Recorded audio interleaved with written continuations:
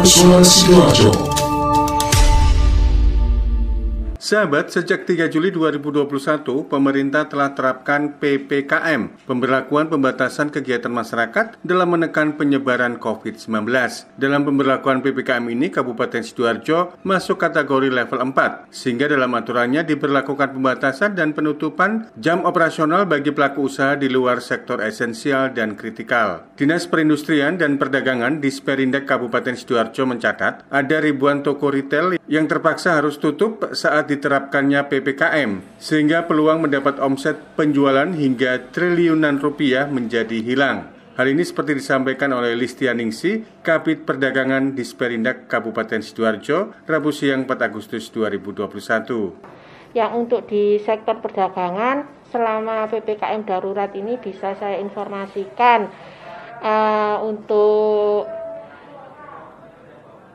Bapok. Jadi harga bahan pokok di pasar selama ini stabil terkait selama PPKM. Terus untuk kebutuhan stok juga masyarakat Sidoarjo tidak perlu khawatir, stok barang juga aman untuk Kabupaten Sidoarjo.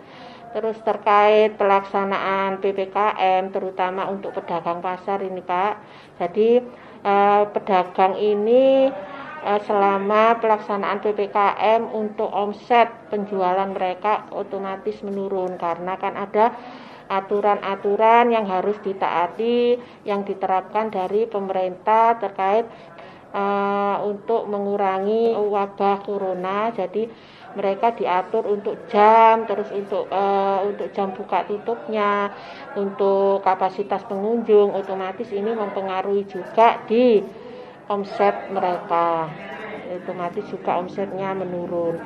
Itu mungkin gambaran yang di pasar tradisional. Terus kita di sektor perdagangan juga ada untuk retail. Jadi retail itu dalam penerapan PPKM darurat untuk mal, pusat perbelanjaan, mulai pelaksanaan PPKM mereka harus tutup. Ini kemarin juga saya sempat berkoordinasi dengan pihak Aprindo, Asosiasi Pengusaha Retail Indonesia, itu sudah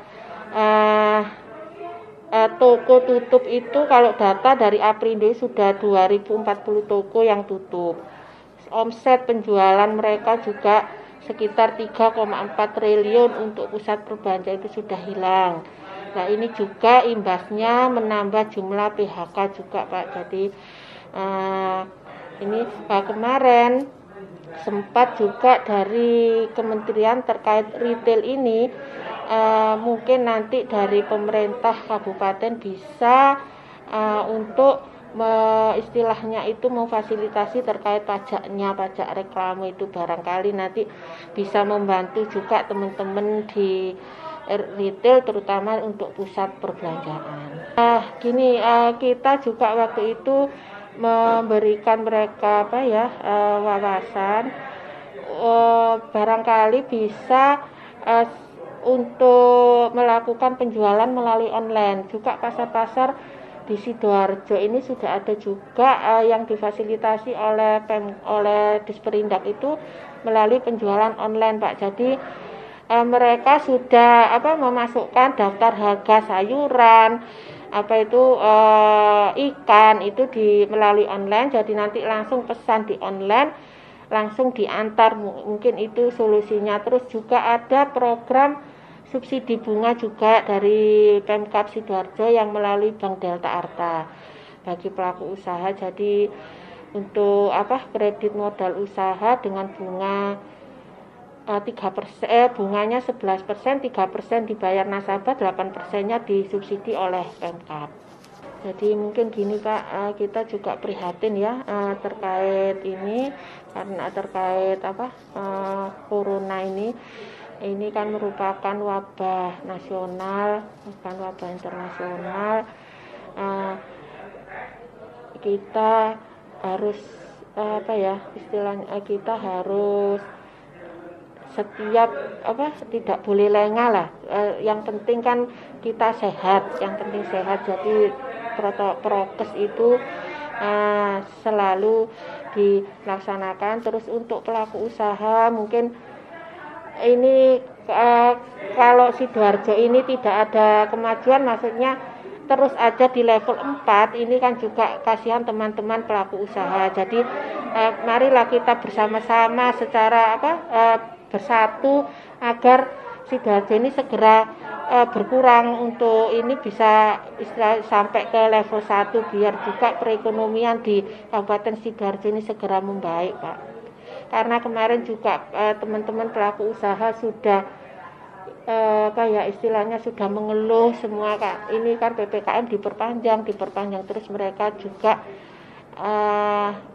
sudah tidak bisa membuka usahanya. Mungkin itu, Pak, untuk prokesnya ya, kita ini biar Sidoarjo ini segera bisa ke level 1 lah.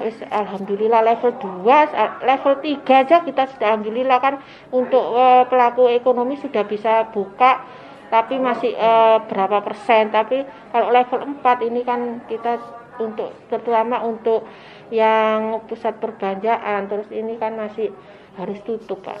Ada yang tutup. Sahabat, meski ada sektor yang alami penurunan dampak dari penerapan PPKM, tapi ada pelaku usaha yang alami kenaikan omset, yakni pelaku UKM, khususnya di bidang makanan minuman hingga herbal yang bisa melakukan ekspor ke pasar Eropa, yakni Turki. Panji Harto, Suara Sidoarjo.